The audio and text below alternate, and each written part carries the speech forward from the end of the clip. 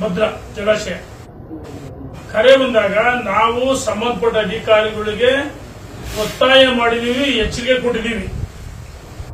ಇದನ್ನ ತತ್ಕ್ಷಣ ಸರಿ ಮಾಡಿದ್ವಿ. 4 ದಿವಸಗಳಿಂದ ನಾವು ಅಧಿಕಾರಿಗಳಿಗೆ ಒಂದು ಒತ್ತಾಯ ಮಾಡಿದ್ವಿ, ವಿನಂತಿ ಮಾಡಿದ್ವಿ, ಮತ್ತೆ ಎಚ್ಚರಿಕೆನೂ ಕೊಟ್ಟಿದ್ದೀವಿ. ತಕ್ಷಣ ಸರಿ ಮಾಡಿದ್ರೆ ನಾವು ಹೋರಾಟ ಮಾಡ್ತೀವಿ ಅಂತ ಹೇಳಿದ್ವಿ. ನಾವು ಹೋದ್ರೆ ಬಂದ ನಾವೆಲ್ಲ ಭಾರತೀಯ ಜನತಾ ಪಾರ್ಟಿ ಇರ್ತಾನೆ ಒತ್ತಾಯ ಮಾಡಿ ಎಚ್ಚರಿಕೆ ಕೊಟ್ಟಿದ್ದೀವಿ. ನಾಳೆ ಒಳಗಾಗಿ ಇದು ಸರಿಯಾಗತ್ತೆ ಅಲ್ಲೇ ನಾವು ಸ್ಥಳದಲ್ಲೇ ಹೋರಾಟ ನೋಡಿ. ನಾವು 4 ದಿವಸಗಳಿಂದ ನಾವು ಕರೆ ಮಾಡಿರೋದು ಹೋರಾಟ ಮಾಡ್ತೀವಿ ಅಂತ ಎಚ್ಚರಿಕೆ ಕೊಡ್ತೀವಿ. 4 ದಿವಸಗಳಿಂದ ಮಾಹಿತಿ ಬಂದಾದ್ಮೇಲೆ ಇವತ್ತು ನಾವು ಹೇಳ್ತಲ್ಲ, ನಾಳೆಗೆ ಬರೀ ಕರೆ ಕೊಡ್ತಾ ಇದೀವಿ. ಅವ್ರು ಈಗ ನಾವು ಹೇಳಿ ಮೇಲೆ ಮಾಡ್ತಾರೋ ಇಲ್ಲ ಗೊತ್ತಿಲ್ಲ. ನೋಡಿ ಅವ್ರೇನ್ ಹೇಳ್ತಾರೆ, ಚುನಾವಣೆ ಪೂರ್ವದಲ್ಲಿ ನಾವು ಟೆಂಡರ್ ಕರ್ತೀವಿ. ನೋಡಿ ಇಲ್ಲಿ ಏನಾಗಿದೆ, ಟ್ರಾನ್ಸ್ಪರೆನ್ಸಿ ಒಂದ್ ಕಡೆ ಇರುತ್ತೆ, ಪಾರದರ್ಶಕ. ಎಮರ್ಜೆನ್ಸಿ ಈಗ ಬರಗಾಲ, ಅತಿವೃಷ್ಟಿ, ರೈತರಿಗೆ ಸಂಬಂಧಪಟ್ಟದ್ದು. ಇದು ಚುನಾವಣೆ ನೀತಿ ಸಮಿತಿ ಅಡ್ಡ ಬರಲ್ಲ.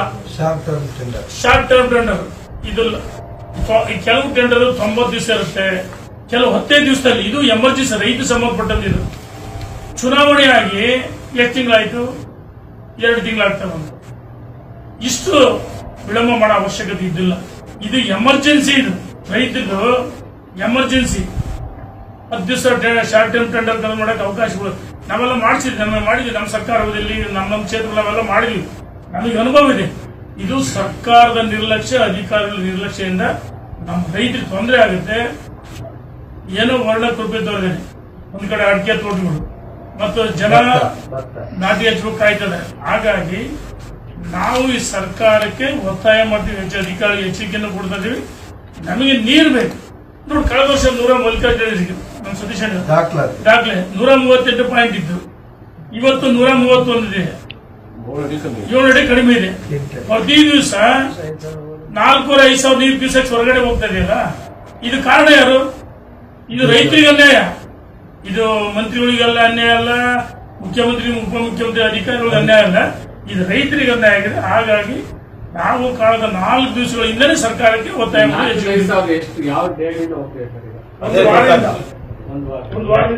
ನಾಳೆ ನಾವು ಭೇಟಿ ಕೊಟ್ಟು ಅವ್ರೇನಾರ ತಾತ್ಕಾಲಿಕ ಪರಿಹಾರ ಕಂಡುಕೊಂಡಿದ್ರೆ ನಾವು ಸಮರ್ಪಕವಾಗಿ ಪರ್ಮನೆಂಟ್ ಸೊಲ್ಯೂಷನ್ ಅನ್ನ ಏನ್ ಬೇಕು ಅಂತ ಚರ್ಚೆ ಮಾಡಿ ನಾವೆಲ್ಲ ರೈತರ ಮುಖಂಡರ ಜೊತೆ ನಮ್ಮ ಭಾಗಕ್ಕೆ ಏನ್ ಬೇಕು, ನ್ಯಾಯ ಬೇಕು, ಅದನ್ನ ಅಲ್ಲಿ ಹಕ್ಕೊತ್ತಾಯ ಮಾಡಿ ಅದನ್ನ ಪಡ್ಕೊಂಡೇ ಬರ್ತೀವಿ. ಎಮರ್ಜೆನ್ಸಿ ಜೊತೆಗೆ ಪರ್ಮನೆಂಟ್ ಸೊಲ್ಯೂಷನ್ ಉಪಾಧಿಕಾರಿ ಎಲ್ಲರನ್ನೂ ಭೇಟಿ ಮಾಡ್ತೀವ್ರಿ. ಸರ್ಕಾರದ ವ್ಯವಸ್ಥೆಗಳು ಗೊತ್ತಿದೆ. ಒಂದು ನಿಮಿಷ, ನಾವು ಪ್ರತಿಪಕ್ಷ, ನಾವ್ಯಾರು ಭೇಟಿ ಆಗಲ್ಲ. ನಾವು 4 ದಿವಸದಲ್ಲಿ ಒಂದ್ ನಿಮಿಷ ನಾವೇನಿಲ್ಲಿ ಮನವಿ ಕೊಡಕ್ ಹೋಗಲ್ಲ. ಇದು ನಮ್ಮ ರೈತರ ಹಕ್ಕಿದು. ರೈತರು ಹೋರಾಟ ಮಾಡ್ತೀವಿ. ಏನು ಅಲ್ಲಿ ಹೋಗಿ ಅವ್ರಿಗೆ ಮನವಿ ಕೊಡಕ್ಕೆ ಮನವಿ ಕೊಟ್ಟು ಅದು ಎಂಡರ್ಸ್ಮೆಂಟ್ ನಾವೇನಿದ ರೈತರ ಪರವಾಗಿ 4 ದಿವಸಗಳಿಂದ ನಾವು ಅಧಿಕಾರಿಗಳಿಗೆ ಒತ್ತಾಯ ಮಾಡಿದೀವಿ, ಎಚ್ಚರಿಕೆ ಕೊಟ್ಟಿದೀವಿ. ಹಂಗಂದ್ರೆ ಮತ್ತೆ ನಾಳೆ ಅನಿವಾರ್ಯವಾಗಿ ನಾವು ಬೀದಿಗಿಳಿತೀವಿ. ನೀವ್ ಹೇಳ್ದಂಗೆ ಈಗ ಮದರ್ ಹತ್ತಿಗೆ ಹೋಗ್ಬೇಕು ಅಂದಾಗ 17 ಅಡಿ ಡೆಡ್ ಸ್ಟೋರೇಜ್ ಇತ್ತು ನೀರು. ಆ ಡೆಡ್ ಸ್ಟೋರೇಜ್ ಇಂದ ಎಷ್ಟಡಿ ಕೆಳಗಡೆ ಇದೆ? ಕನಿಷ್ಠ ಅಂದ್ರೆ 40 ಅಡಿಯಿಂದ 45 ಅಡಿ ಕೆಳಗೆ ಹೋಗಿಲ್ಲ. 50 ಅಡಿ ಮದರ್ ಹತ್ತಿಗೆ ಹೋಗ್ಬೇಕು ಅಂದ್ರೆ ಮದರ್ ಹತ್ತಿಗೆ ಹೋಗ್ಬೇಕು ಅಂದ್ರೆ 65 ಅಡಿ ಹೋಗ್ಬೇಕು. ಗೇಟು ಎವ್ರಿ 5 years ಒಂದ್ಸರಿ ಗ್ರೀಸಿಂಗ್ ಮಾಡಬೇಕು ಅಂತ ಇದೆ. ದುರಸ್ತಿನೂ ಮಾಡಿಲ್ಲ. ನಿಮ್ಗೆ ಇಲ್ಲಿ ಏನಾಗುತ್ತೆ ಅಂತಂದ್ರೆ ಅದಕ್ಕೆ ನಿಮ್ ಹೋರಾಟಗಳೇ ಎಲ್ಲೋ ಒಂದ್ ಕಡೆಗೆ ಕಡೆಗಣಿಸ್ತಾ ಇದೀರಿ ಅಂತ ನಮ್ಗೆ ಅನ್ಸಲ್ವ? ನಿಮ್ಗೆ ನಾವು ರೈತರ ಪರವಾಗಿ ಕಳಕಳಿ ಕಾಳಜಿ ಇದ್ದದಕ್ಕೆ ಈ ವಿಷಯವನ್ನ ಕೈಗೆತ್ಕೊಂಡಿದ್ದೀವಿ. ಅಲ್ಲ, ಡೆಡ್ ಸ್ಟೋರೇಜ್ ಇದ್ದಾಗ ನೀವು ಮಾತಾಡ್ಲೇ ಇಲ್ವಲ್ಲ? ಅಲ್ಲ ನೋಡಿ, ಮಾಹಿತಿ ಬಂದಾಗ ನಾವು ತಕ್ಷಣ ಆಮೇಲೆ ನಾವು ಅವ್ರ ಅಂಕಿಅಂಶಗಳನ್ನ ನಾವು ನಂಬಿದ್ವಿ.